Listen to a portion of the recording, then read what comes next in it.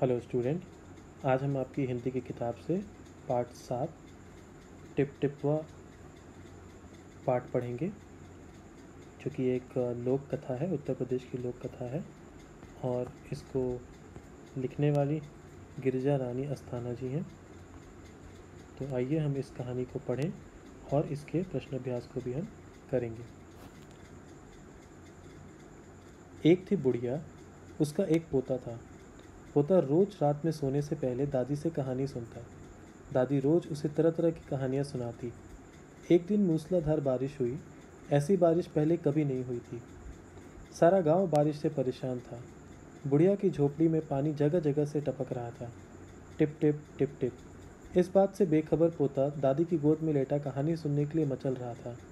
बुढ़िया खींच कर बोली, अरे बचवा, का कहानी सुनाए? ये टिप टिपुआ से जान बचे तब ना। पोता उठकर बैठ गया। उसने पूछा, दादी ये टिपटिपुआ कौन है? टिपटिपुआ क्या शेर बाघ से भी बड़ा होता है? दादी छत से टपकते हुए पानी की तरफ देखकर बोली, हाँ बचवा, ना शेरवा के डर ना बगवा के डर, डर तो डर टिपटिपुआ के डर।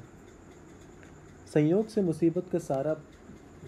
से मुसीबत का मारा एक बाघ बारिश से बचने के लिए झोपड़ी के पीछे पीछे बैठा था। बेचारा बाघ बारिश से घबराया हुआ था। बुढ़िया की बात सुनते ही वह और डर गया। अब यह टिपटिपुआ कौन सी बला है? जरूर यह कोई बड़ा जानवर है। तभी तो बुढ़िया शेर बाघ से ज़्यादा टिपटिपुआ से डरती है। इससे पहले कि बाहर आकर वह मुझ पर हमला करे, मुझे ही यहाँ से भाग जाना चाहिए। बाघ ने ऐसा सोचा और झटपट वहाँ से दुम दबाकर भाग चला। उसी गांव में एक धोबी रहता था। वह भी बारिश से परेशान था। आज सुबह उसका गधा गायब था। सारा दिन वह बारिश से भीगता रहा और जगह जगह गधे को ढूंढता रहा, लेकिन वह कहीं नहीं मिला। धोबी की पत्नी बोली, जाकर गांव के पंडित जी से क्यों नहीं पूछते? वे बड़े ज्ञानी हैं, आगे पीछे सबके हाल की उन्हें खबर रहती है। पत्नी की बात धोबी को जच गई। अपना मोटा लट उठाकर वह पंडित जी के घर की तरफ चल पड़ा। उसने देखा कि पंडित जी घर में जमा बारिश का पानी उलीच उलीच कर फेंक रहे थे। धोबी ने बेसब्री से पूछा, महाराज, मेरा गधा सुबह से नहीं मिल रहा है, जरा पोथी बाँच कर बताइए तो वो कहाँ है? सुबह से पानी उलीचते उलीचते पंडित जी थक गए थे। धोबी की बात सुनी तो झुंझला पड़े और बोले, मेरी पोथी में तेरे गधे का पता ठिकाना लिखा है क्या, जो आ गया पूछने? अरे जाकर उसे ढूंढ, उसे किसी गढ़ई पोखर में। और पंडित जी लगे फिर पानी उलीचने। धोबी वहां से चल दिया। चलते चलते वह एक तालाब के पास पहुंचा। तालाब के किनारे ऊंची ऊंची घास उग रही थी। धोबी घास में गधे को ढूंढने लगा। किस्मत का मारा बेचारा बाघ टिपटिपुआ के डर से वही घास में छिपा बैठा था। धोबी को लगा कि बाघ ही उसका गधा है। उसने आव देखा न ताव और लगा बाघ पर मोटा लट बरसाने। बेचारा बाघ इस अचानक हमले से एकदम घबरा गया। बाघ ने मन ही मन सोचा, लगता है यही टिपटिपुआ है। आखिर इसने मुझे ढूंढ ही लिया। अब अपनी जान बचानी है तो यह जो कहे चुपचाप करते जाओ। आज तूने बहुत परेशान किया है, मार मार कर मैं तेरा कचूमर निकाल दूंगा। ऐसा कहकर धोबी ने बाघ का कान पकड़ा और उसे खींचता हुआ घर की तरफ चल दिया। बाघ बिना चू चपड़ किए भीगी बिल्ली बना धोबी के पीछे पीछे चल दिया। घर पहुंचकर धोबी ने बाघ को खूंटे से बांध दिया और सो गया। सुबह जब गांव वालों ने धोबी के घर के बाहर खूंटे से एक बाघ को बंधे देखा तो उनकी आंखें खुली की खुली रह गई। तो बच्चों, ये आपकी कहानी थी एक। आइए इससे संबंधित कुछ प्रश्न अभ्यास को हम देखेंगे। कौन किससे परेशान? इस कहानी में लगता है सभी परेशान थे। बताओ कौन किससे परेशान था? तो आप इसके जवाब में जिस जिस क्रम में लोगों के बारे में वर्णन किया गया है इस कहानी में, आप लिख सकते हैं। जैसे बुढ़िया झोपड़े में टपकते पानी से, बाघ टिपटिपुआ शब्द से और वर्षा से, धोबी अपने गधे से, पंडित जी घर में पानी भरने और उसे निकालने से। अगला प्रश्न अभ्यास है, मतलब बताओ। नीचे कहानी में कुछ वाक्य दिए गए हैं, इन्हें अपने शब्द में लिखो। टिपटिपुआ कौन सी बला है? इसके उत्तर में आप लिख सकते हैं, यह क्या बला है टिपटिपुआ। पत्नी की बात धोबी को जच गई। धोबी को पत्नी की बात समझ में आ गई। बाघ बिना चू चपड़ किए भीगी बिल्ली बना धोबी के पीछे पीछे चल दिया। इसको अपने शब्द में आप लिख सकते हैं, बाघ चुपचाप भीगी बिल्ली बनकर धोबी के पीछे चल दिया। जरा पोथी बाँच कर बताइए वह कहाँ है। इसके जवाब में आप लिख सकते हैं, जरा पोथी में देख कर बताइए वह कहाँ है। अगला प्रश्न अभ्यास है, याद करो तो। पोता दादी की गोद में कहानी सुनने के लिए मचल रहा था। तुम किन किन चीज़ों के लिए मचलते हो।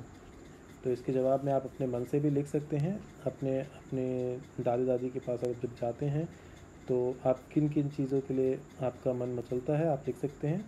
जैसे मैंने उत्तर में यहाँ पे उदाहरण में लिखा हुआ है, मैं अपनी दादी के साथ सोने, उनके साथ अपना टीवी कार्यक्रम देखने तथा उनके साथ घूमने जाने के लिए मचलता हूँ। अगला है, कौन है टिपटिपवा। हाँ बचवा, ना शिरवा के डर ना बगवा के डर, डर तो डर टिपटिपवा के डर। तुम्हारे घर की बोली में इस बात को कैसे कहेंगे। तो अगर आपके यहाँ कोई अलग भाषा का प्रयोग किया जाता है तो आप उसको कैसे कहेंगे आप यहाँ लिख सकते हैं। जैसे मैंने यहाँ पे लिखा हुआ है, बेटा ना तो मुझे शेर का डर है ना बाघ का, मुझे तो इस टिप टिप करते पानी से डर लगता है। अगला है प्रश्न है, कहानी में टिपटिपवा कौन है, तुम किस किस को टिपटिपवा कहोगे। तो इसके जवाब में आप लिख सकते हैं, इस कहानी में टिपटिपवा झोपड़ी में बारिश का पानी टपकता हुआ झोपड़ी में बारिश का टपकता हुआ पानी था, लेकिन यहाँ धोबी और उसके लठ ने टिपटिपवा का काम किया है, अतः हम इन्हें भी टिपटिपवा कहेंगे। अगला प्रश्न अभ्यास है, बारिश। यह कहानी एक ऐसे दिन की है जब मूसलाधार बारिश हो रही थी। अगर मूसलाधार बारिश की बजाय बूंदाबूंदी होती तो क्या होता।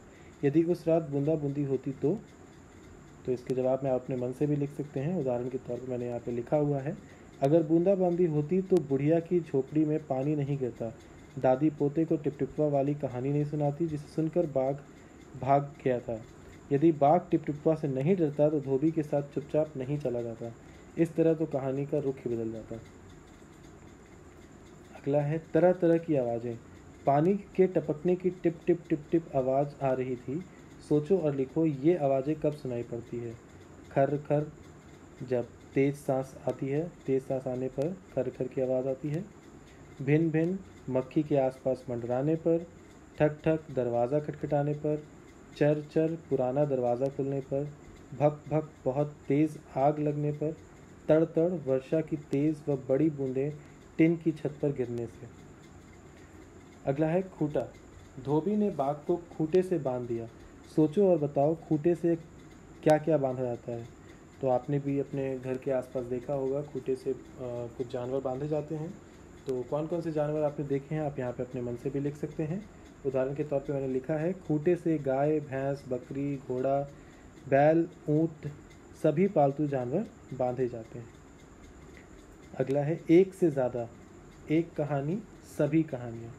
तो जब आप कोई चीज़ एक होती है तो उसे हम एक वचन में लिखते हैं, और जब बहुत सारे होते हैं तो उसे हम बहुवचन में लिखते हैं। जैसे यहाँ पे एक कहानी, और जब कहानी बहुत ज़्यादा होती है तो क्या लिखेंगे, सभी कहानियाँ।